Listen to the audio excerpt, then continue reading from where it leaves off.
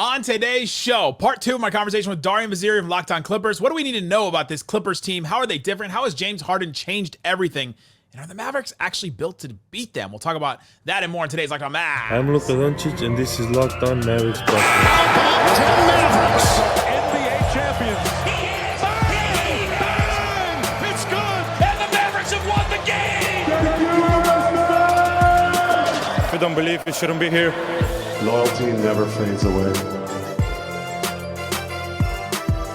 And welcome. You are locked on to the Dallas Mavericks. My name is Nick Angstadt, media member and NBA channel manager for the Locked On Podcast Network, your team every day. Thanks for being part of the show, making Locked On Mavs your first listen today, maybe your second. All kinds of shows, all the time, here as we get ready for the playoffs. Listen to the show every day, like the podcast, comment below, and then go comment on Locked On Clippers. And just comment, we'll get you this time. Do that. We'll get you this time. Oh, Darian Vaziri, Locked On Clippers, joins me. We talk all about the Clippers. I want to know how they're different than they were before. How does James Harden change everything for them? What's the key to keeping Zubac on the floor? Why hasn't the Clippers small ball been as effective as it's been in the past? And I'm really curious about why their defense fell off so hard in the last 2 months. So we'll talk about all that and more. Here's my conversation, part 2 with Darian Vaziri, Locked On Clippers. All right, here we go. Nick Angstadt, Locked On Mavericks. Darian Vaziri, Locked On Clippers, here for part 2. And I'm asking you, Darian, questions about the Clippers. Let's talk about this Clippers team. Let's start just real easy. How are the Clippers different than the ones the Mavericks saw in 2020 and 2021? Still Kawhi and Paul George, but how is this team different? Less wings defensively and James Harden and Russell Westbrook. I don't like that as much. Yeah, so no Nico Batum, no Marcus Morris, no Patrick Beverley, but you do have a more experienced Terrence Mann, that, he actually wasn't even getting full rotation minutes in those first couple of games against the Mavericks in 2021, but now he's been a consistent starter the whole year. And then James really having a third star is the major difference. James Harden, who obviously wasn't an all-star this year, but if you talk to a lot of Clipper fans, he and Paul George, especially at the time that Paul George was selected as an all-star reserve, a lot of Clipper fans thought James Harden was playing better, and he truly did have a case at the time. Paul George obviously ended the season in a much better form than James, but that's the major difference is we don't have as good of defensive personnel. We have an older and more mature Zoo and Terrence Mann and a true third, star guy. Yeah, that third star guy, we talked about him in the last crossover. I think he could be the real swing player for the Clippers in this. How has he changed the Clippers? Like, what has he brought to the Clippers that has changed them? He has become, or he's been the Clippers' best pick and roll player since Chris Paul, which CP3 is one of the best pick and roll players of all time. So is James Harden. He's brought that ability to make passes that other guys just don't make with the same regularity. He is truly a special passer of the basketball. And James Harden is a great pull-up shooter, so much so that you have to go over the screen. And that's how he's made his money his entire career. You have to go over the screen with him, and then he will have some of the best pocket passes of anyone you'll ever see, great passes to find open shooters, and he can finish the rim. But the scouting report will say this, and every team should know it, he has not been as He has not been as willing to take the floater, and that used to be money for him, and that has really hurt him. If you're a smart defensive team with Harden, the main thing you got to do is contain him as best you can at the point of attack, have a solid drop big, and force him to play in the in-between game, because that was something that he neglected for many years with D'Antoni.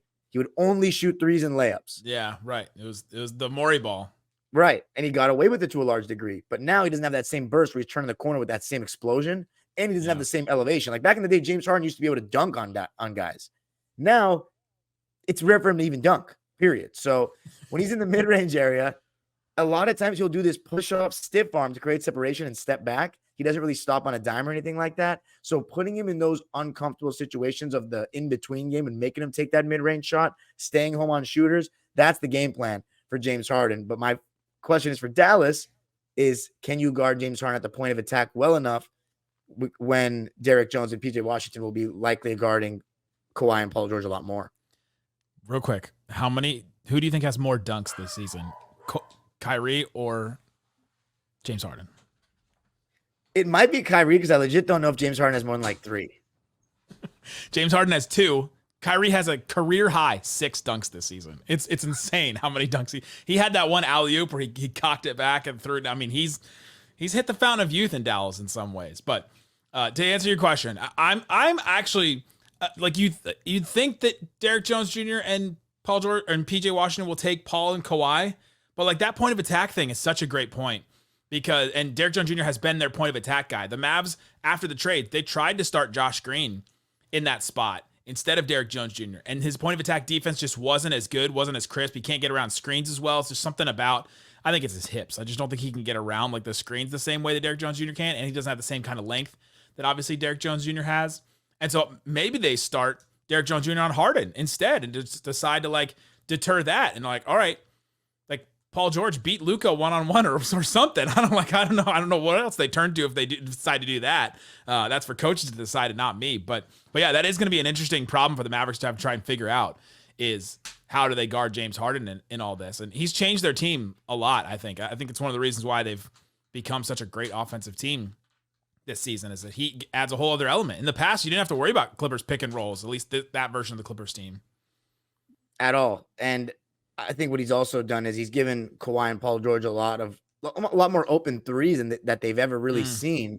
Yeah. Which the only fear is sometimes you don't want to go too James Harden centric to the point where you're making the 2 best players on the team too much of spot up guys and then they're kind of out of rhythm. You still want them to be in attack mode, but he has given them so many more open threes than they're used to. And then Ivica Zubac has gotten more just bunnies at the rim due to the gravity and the pick and roll of James Harden. So Zoo and Harden's pick and roll chemistry was peaking right before Zubac got hurt. However, I still think those two's pick and roll chemistry will be fine. It's a matter of how quickly is James Harden turning that corner? What kind of advantages is he creating in the half court against this improved Dallas defense, but still question marks in my opinion. I mean, I know second in defensive rating since Gafford's arrival. Is that what it is? Yeah, since the beginning of February. Exactly. But when you play in the regular season and you play all these different teams, the numbers are relevant, but when you're playing against a great offensive team every single game, that's going to be the truest test of your defense. And that's the thing I love about playoff basketball is all your flaws, the team will come out. And we didn't quite mention it enough in the part 1 of this episode, but if you're the Mavericks, especially with the increased pace of this new Dallas team, you got to push the pace on the Clippers. I know everything. I know all the weaknesses of the team that I see every night. They are slow and old. You got to push the pace on these guys and make them look like geezers. Anthony Edwards was so comfortable saying that they're old and slow. So yes, the game slows down in the playoffs, but if the Mavs can speed it up and expose the fact that the Clippers are a poor defensive team in transition, half-court defense, not bad. For the first half of the season, when the Clippers were on their amazing run, they had some of the best half-court defensive statistics in the league, which never fully matched the eye test, but a lot of it is because Ivica Zubac is protecting the rim really well.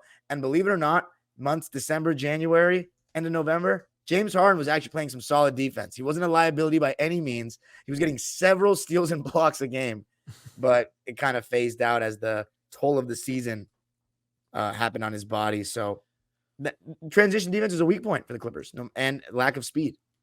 Yeah. And then if I was going to say the Mavs weaknesses in the same kind of vein, it's speed. It's the Pacers destroyed the Mavericks in 2 games after the trades. Pacers scored 133 in one and 137 in the other game and just like absolutely blew the Mavericks off the floor. And it made me want to fire the coach. It got me to that point where I was like, hey, the Mavericks are just having the same problems over and over again. And then they rattled off a million wins to end the season. And we haven't really seen this team enough. This is one of the bad things, good and bad things about having this brand new team that is not the same team that they had even in January or December, is that we don't know all their weaknesses yet. There could be some that emerge in the playoffs and we go, oh my gosh, we didn't even really see this coming because we didn't play a team that does this against the Mavericks. And so that is something I'm curious about. But if the Clippers don't have the speed, that is one thing we do know that the Mavericks would struggle with is speed around the perimeter. And if they're not going to struggle with that, or a big that can shoot, they've struggled with a big that can shoot every once in a while, and the Clippers don't have that either. And so I'm curious if they have either of those that'll hurt the Mavericks, or what other weaknesses will come up. But coming up, let's talk about the why the Clippers defense fell off so hard for a couple months there, because they were playing pretty decent, and then all of a sudden they were the second worst defense in the league for a couple months. Let's talk about all that and more with Darian from Locked On Clippers coming up.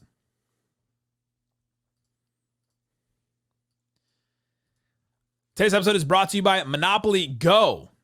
Darian and I we're both pretty competitive guys. You coach a basketball team. You've got a bunch of people that are looking to you as the main person to, like, all right, get us going. Like, let's figure out how to win. Well, if you want to figure out how to win in a different way, you can play Monopoly Go. I'm sure you've heard of it. It's been downloaded 150 million times. 150 million. It's a great twist on Monopoly where you can play not one but hundreds of Monopoly boards in crazy different locations. Even the moon. You can play Monopoly on the moon. I don't know if you knew this about Monopoly Go.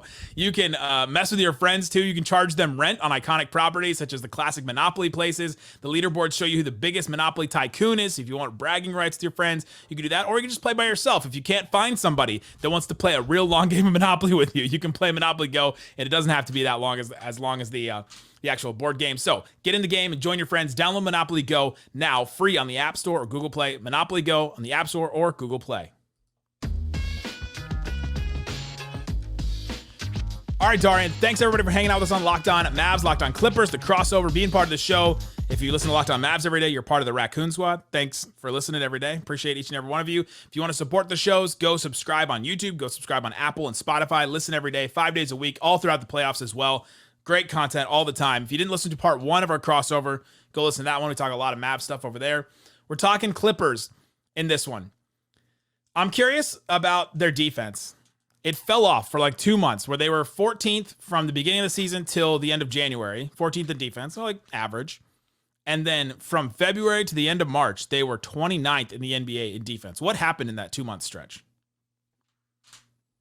I think age caught up to the Clippers a good amount.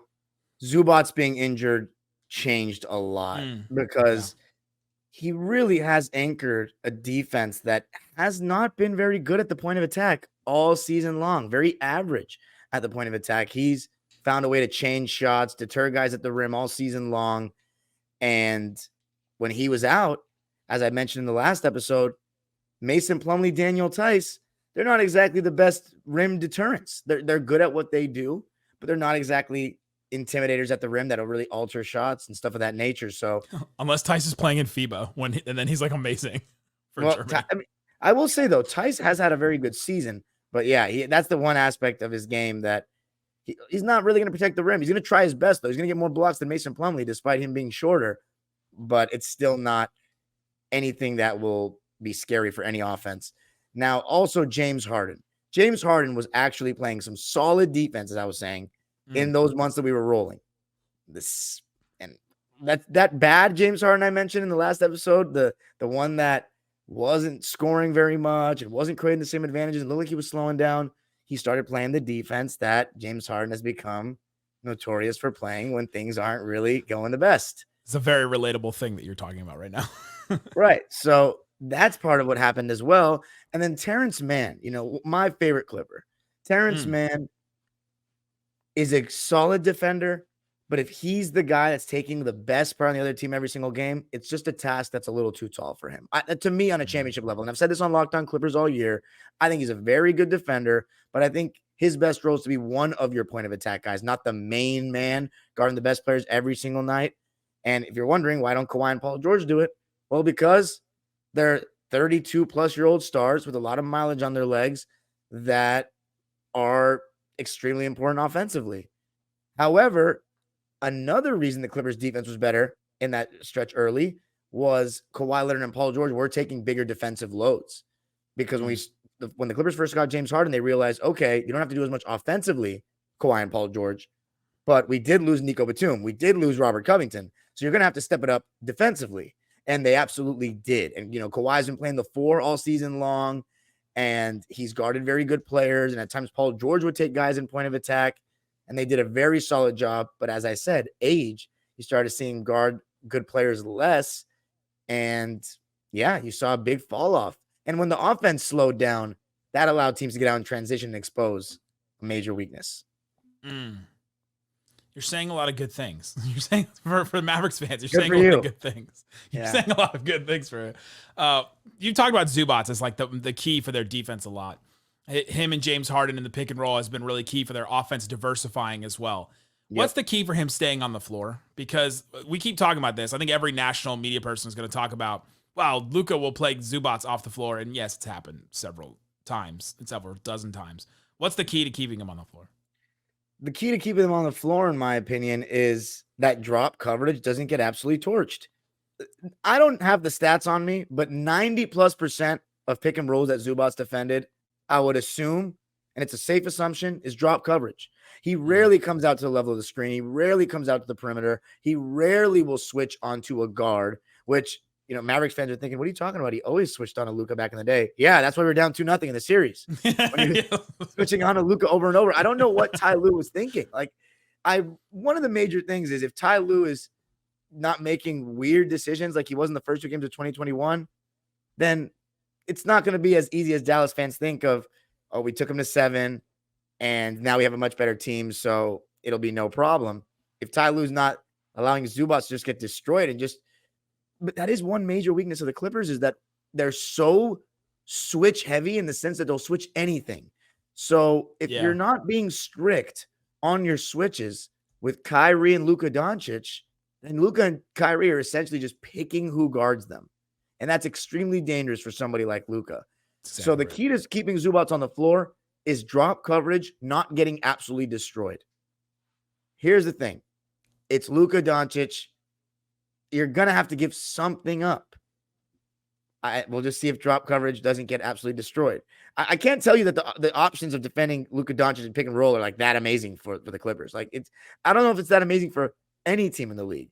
I think ideally you'd want to switch everything personnel to just make him play a bunch of one-on-one and try your best to keep the ball in front. But as I said in the last episode, the Clippers don't have the same small ball personnel. That was another thing about those 2020, 2021 Clippers that the reason why some people, I know you've seen the Steve Smith clip or the Buckets podcast or whoever else. There was an ESPN bet segment recently where people really legitimately think that the Mavericks won one of those series, which is it's funny to me. And no Mavericks fans think that because we all remember those series very well. But people think that because the whole narrative around those series was, well, if there's one team that has all the wings that they can throw at Luka, all the defensive wings to throw at him, Nick Batum being awesome, Kawhi being a defensive player of the year, Paul George being an all defense type guy, even Marcus Morris being a big wing, Terrence Mann being a pest, Patrick Beverley being a pest. He had a bunch of guys to throw at him, and now those numbers are dwindling down. It's like the ways that the Clippers beat the Mavs are kind of going down, and the way that the Mavs got beat are going away. I think these teams are finally meeting in the middle. I think, and this is why I'm really excited for this series is because the Mavericks are, I think on FanDuel, we'll talk about them in a second, but they're I think the Mavs are favored right now, and they were not favored at all in the first 2 in 2020 and 2021. They were not supposed to win. Clippers were a title contender, and the Mavericks were just like this budding fun with 21-year-old Luka trying to figure out playoff basketball for the first time. Exactly. This is the first time where both sets of fans expect to win. I mean, I've seen Dallas fans. Yeah, Dallas fans have found both of my channels. Then they're already talking about go Mavs, Mavs in 5. I think this series is going to go 6 games bare minimum, unless Kawhi doesn't play multiple games. If Kawhi doesn't play multiple games, which is it could be it is a possibility at this point. I don't know what to think about that. I've got a poll on the Locked On Mavs YouTube channel that's how do you think this series goes? I'll let you know that only 4% think the Clippers will win. I'll let you know. But I'm not surprised by that at all. It's a Mavs channel. But 61% say Mavs in 6 or 7. So, I mean, there's some respect there for sure. Right. Of the Clippers and what the Clippers can do there. And that's a completely biased voting of only Mavs fans, basically. Right. But coming up, let's get into some more things about the Clippers. I'm curious about where Westbrook fits into all this. I'm curious what the biggest offensive issue and what the biggest defensive issue are of the Clippers. We'll talk about all that and more coming up.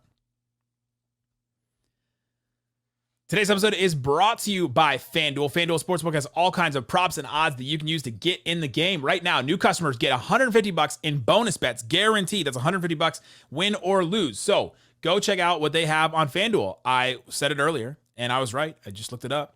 Mavs minus 118 to win the series. Clippers plus 100.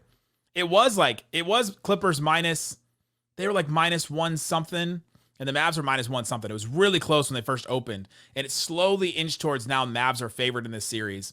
And I think that's really fascinating. I think it's a very marginal difference, and I think it's mostly because of the money that's probably gone on the Mavericks instead of the Clippers. That would be my guess on that. But the Kawhi news is also kind of fascinating to think about with all this and how to bet on it. So if you want to do any of that, go check out FanDuel.com/lockedon. You can put your bet down. You win $150 in bonus bets. Again, FanDuel.com/lockedon. All right, Darian, let's get into the rest of the questions about the Los Angeles Clippers of Los Angeles. I'm curious about Russell Westbrook. Where does he fit into all this? How does he fit into the half court? How much run do you think he's really going to get? Because we talked about in the other episode, the other crossover, that they can't really play that Westbrook, Harden, Paul George, Kawhi Leonard lineup anymore. They tried it when they first got all together. They started it against the Mavericks in one of those matchups, and it just hasn't really worked out. And so where does Westbrook fit into all this? We talked about him being like the energy guy. How does he fit into a playoff setting, you think? Most of the season, it's been Russ comes off the bench for Harden, takes that second unit. A lot of times he'll play the second half of the first quarter with Kawhi. So basically all season long, the Clippers rotation is take out Harden around this 6 or 5 minutes left in the first. Paul George will come out a couple minutes after, and then Kawhi will play the whole first quarter. Then Paul George and James Harden will play the whole second quarter, and that repeats for the second half. So Paul and James have played a lot of full fourths, and Kawhi will almost always play the whole first and third, which that rotation pattern is controversial in its own way amongst Clipper fans. And I've talked about it a lot because what happens is though sometimes Kawhi Leonard won't have shot the ball in the fourth quarter till like 5 minutes left in the game. And that's just not ideal. You want your best player being in a rhythm. So Westbrook, he's been an energy guy. He played a lot better defense in the first half of the season, which also is part of the answer that I forgot to include when you asked that.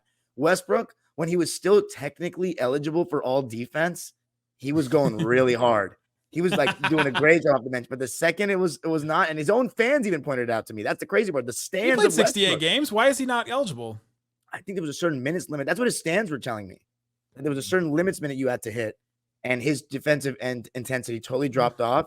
But then after the injury, and he comes back from the hand injury, he's been defending pretty well again. So my thing is, we know what Westbrook can do great. It's just a matter of how much burn will he get. And to answer your question about that, I truly don't know. Because as you said, those four together haven't been used much. And the only time it works is if the fifth guy is a spacer. So essentially a small ball lineup, which we haven't seen much of. Yeah. Right, with Powell. There's James Harden and Norman Powell you can potentially pick on there. So, and I don't love Westbrook and Harden together in the half court alongside Kawhi and Paul. It just feels like a lot of times too many cooks in the kitchen. But the thing is, there might be some moments where the Clippers calls for more Westbrook's abilities than Harden's. I just don't think throughout this season it's shown Ty Lue doesn't feel like that. It doesn't feel like they're situational. It's usually like Harden's going to get the minutes and maybe Westbrook will get them. But it's not been, that kind of situation where it's like, oh, if Harden's playing well one night and vice versa. It's not been like that. It's Harden usually plays big minutes every night. Yeah, he came in as a star. He's the multiple-time MVP. I mean, you've got a level of pedigree that you have to play him. Like, it's just kind of how it is. And it's kind of been amazing that Westbrook has accepted that type of role, right? That he's accepted coming off the bench and all that. I mean, that was a whole conversation I know you were having on Locked On Clippers at the beginning of the season. Between the both of our teams, how many stan groups do we have? We have Luka stans. We have Kyrie stans. There are definitely Westbrook stans. There are Harden stans. Are there Kawhi stans? Do they exist? Do they exist? They're the majority of the comment section on Locked On YouTube. They're insufferable, in my opinion. I mean, they're just insane.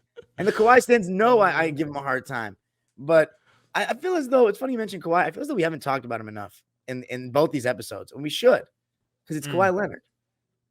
He's playing. It feels, we haven't talked about Luka, like defending Luka, I guess. But like we also haven't talked about Luka that much because it's just like, you know what you're getting at this point, right? It's how have these things changed? What are the X factors? That's sort of what we get into in some of these is that, like, okay, I know what I'm going to get with Kawhi, right? Unless he doesn't play, which is a whole different thing. Well, let me just say this, though. Kawhi Leonard we always talk about how good Luka was against the Clippers, but one thing I just don't think that we focus on enough as basketball Oh. media and people is Kawhi I and will what he's done focus to on it. Dallas. Yeah, you guys know. The That guy game has 6, been- I will never forget that game 6. that might be the best single performance any Clippers ever had, but Amazing. it was insane. I just couldn't believe the level that he went to. And in that series, he was putting up efficiency like Shaquille O'Neal level. And with the shots that Kawhi's taking, just amazing. He's been amazing this season. Yeah, go ahead. Oh, this is a thing I wanted to bring up in the other one that I forgot. The difference in the types of defenders that are going to defend Kawhi than the ones that like this season than the ones that were before, like, are so different. I mean, I have vivid memories, and I don't know if you remember, of Seth Curry trying to guard Kawhi in those series, and like Maxi Kleber, like Rick Carlisle looking at Maxi Kleber and being like, "Hey, man, I know he's like way better than you. I know that he's going to torch you every time, but you just got to go out there and do your best and just kind of stay with him, and you're going to get destroyed." But like going from a, Tim Hardaway Jr., Maxi, Seth Curry, Trey Burke, Jalen Brunson sometimes. They tried Josh Richardson, and he just didn't have enough offense. Like to go from those guys to, and then Luka then 2 years ago, to now Derrick Jones Jr., PJ Washington, Dante Exum, Luka now. Like I think that the Mavs have just much better, like they have much better answers for Kawhi Leonard. And I'm curious if Kawhi Leonard has the same kind of like, and we haven't seen Kawhi in the playoffs. We've seen 2 games since 2021. I mean, Right. We haven't seen playoff Kawhi in a little while either. I'm curious to see what he looks like. Yeah, fun fact for any Mavs fans that don't know, Clipper fans have never seen Kawhi Leonard in a playoff game in a sold-out crowd. Never. In 5 years, which is insane. And I can't believe it's in question again. I thought 68 games this season. I was knocking on wood the entire season, and it was working out. He had stayed healthy, and he's been playing at an all-NBA level.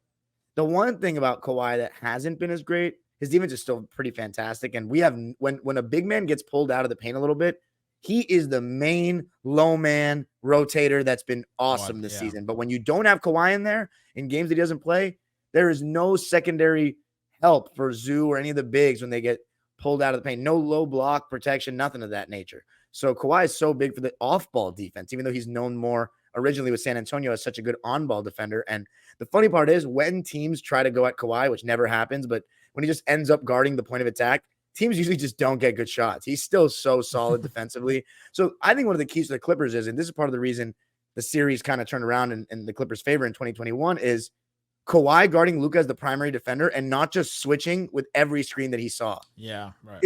That's a big thing. Is Ty Lue is so switch heavy. He will allow, as we mentioned in these episodes, he will allow anyone outside of the bigs to switch 1 through 4 without hesitation. Here's the issue. You're going to do that with Dallas? You're going to switch James Harden on to Kyrie Irving whenever he wants? Be my guest. I don't know if it's going to work out well for the Clippers. You've got to be more selective with the switching if you're the Clippers, and I'm really curious to see when push comes to shove, nobody can guard Luka. When's our actual best defender going to do it, and how much can he do it? It's very relevant. Do we care about any of the Brooklyn Harden versus Kyrie rivalry? Like, because I think Kyrie does a little bit, because in one of those first matchups that they played, I could tell Kyrie was like, "Oh, I want to beat this guy," and I'm curious if that feeds in anything. But like, do the fan bases care about any of that? I don't think the Clipper fan base doesn't care at all, but I think it's a great storyline for their careers, that they're going to play each other in the playoffs after James Harden was fairly public about the fact that the whole Kyrie vaccine thing was part of the reason he wasn't feeling the situation over there in Brooklyn. So that's going to be interesting. As far as I want to respond to your thing about more bodies to throw at Kawhi, who do you think is a better defender, Dorian Finney-Smith or PJ Washington? Man, before this season, I would have said hands down Dorian Finney-Smith, but PJ has been so good, and he's so hungry. He's never played in the playoffs. He's played 2 play-in games with the Hornets where they got destroyed in those 2 games and got knocked out immediately. Terrible. And he's so hungry to play in the playoffs. He's been amazing, and I think I would still give it to Dorian, because I've seen him in playoff settings, and I've seen him guard some of the best players in the NBA, and I will like ride or die forever for Dorian in so many ways. But it's close. Like I think they've both been very good, and I've been really surprised by PJ's defense, and I think Derrick Jones Jr. has been as good, if not better, in some ways than what Bullock was too. And so the Mavericks have like recreated this kind of thing, and now they have a center too, which is like amazing. And Also, never had that. So what's Derek Lively's status though? And by the way, want to give my Yeah. condolences to his family and himself, but what is his status certain for this series? Because that's major. Isn't the whole thing that the Mavericks have had 2 lob threats and that Luka never has to play without one if need be? Yeah, his status, I guess, is uncertain. We may know more by the time we listen to this. I expect him to play, but he's also been out with a knee injury, so it's not just family, personal reasons, like all that. If you did not know, his mother passed away from cancer. His dad passed away his dad passed away when he was young. Those two were together. She gets cancer when he's I think in high school or maybe a little before that. And so they've gone on this journey together, like through high school to college to now to the NBA, and then she passed away. It's just, and they were living together. Like she was always around the team. It was a huge thing. And so this is a monumental thing. And obviously, a 20-year-old's life to now have lost both of his parents. And so, if he plays or not, like if it's personal reasons, I completely just like, there's no issue with that at all. I do expect him to play though, because he's one of those, he was there, like, the day that it got announced, he was at the arena. He was there for his teammates. He was out because of the injury, but he was still there. And so I do expect him to play. I think that it could be a good respite for him. But yeah, the injury is kind of different. I don't think that he'll play that much though. Like I think they'll go to that Maxey at the 5 unit a lot. They'll start with Gafford. And Lively's minutes have gone way down. He was playing like 26 minutes a game before the trades, and he's been playing like 18 minutes a game since the trades.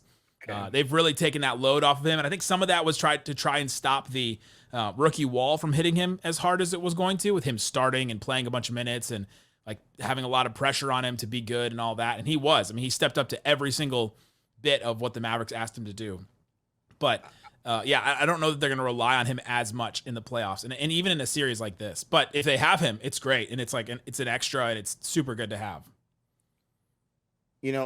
We have talked a lot about Luka being unstoppable, and there's no defense for him. You just got to try your best. But the reason why I asked that question is Dorian Finney-Smith, as good of a defender as he was getting lit up by Kawhi. Because when Kawhi's on it, there's nobody that can guard him either, to me. That's right.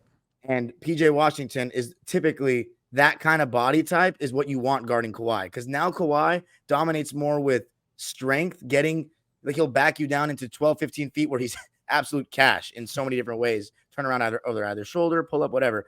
But if he can't back you down like that, then you can force him into a tougher contested shot. He does not get by people like that. A sneaky thing about this Mavericks defense being really good is that when somebody's backing down like that, and it's more against like younger players or players that just aren't aware and not like a star like Kawhi. I don't expect this to happen. Luka leads the Mavericks in deflections, and Kyrie gets a lot of deflections too. They get a bunch of steals. And the Mavericks they play real heads up when like someone's getting back down. They come over and help real quick because they can all recover real quick back to who they're supposed to, because their defense is predicated on that. So it's all about react, recover, switch, all that. And so they take some risks in that way to try and like help somebody when they're getting back down in that way. And so I'm curious if we see some of that too from the Mavs defense. I have a major weakness that I need to call out as well. I think is something that Dallas should look to exploit is Kawhi Leonard and the Clippers. I don't think they've done a very good job of working out of double teams when Kawhi gets doubled. I think at times you can lag on the pass a bit, but the even bigger problem is that the Clippers only have one guy on the whole roster that consistently attacks closeouts well. So the Clippers are 4th in the league in 3-point percentage, right? Very good 3-point shooting team, but you got to run them off the line. And I know that's going to be a point of emphasis. Norman Powell is amazing attacking closeouts. Terrence Mann, very solid as well, but when there's a rim protector there, he won't shoot the pull-up mid-range, and he has no floater at all. I don't know why he doesn't shoot the pull-up mid-range anymore. I think maybe analytics is discouraging that. He maybe doesn't have a great mid-range percentage. Kawhi, he'll pump fake and step in, but the defender is still like right in his rear view. He doesn't really create that separation. You got to step farther there, bud. Right, he just doesn't really create the same separation exploding. And then Paul George isn't bad at all. The thing about Paul is he'll like hesitate and then still shoot a three. You know when a player will hesitate on a catch and shoot and then make the shot tougher for them? He'll do that a lot. And sometimes he'll make it though, because he's just his shot making is unbelievable at times. And we're going to need a great Paul George, by the way. We haven't talked about him enough, but we're going to need it. And then the last thing I'll say is Harden's big problem is that, and this also applies to Terrence Mann, they're not fully willing, despite their good 3-point percentage, to shoot those catch and shoot threes without hesitation. Harden will often take that rhythm dribble, and that like will nullify his advantage that's been created too and make the shot tougher for him, or just pass it up. And that's been a real point of emphasis. When the Clippers were rolling, Harden was taking those catch and shoot threes with little hesitation. So, by the way, last question. Has Luka been taking catch and shoot threes this season? Because he used to have that same situation. That's one of the big differences between Luka the last couple of years and Luka now. We used to make fun of Luka, and Luka even shared a meme of himself in 2019.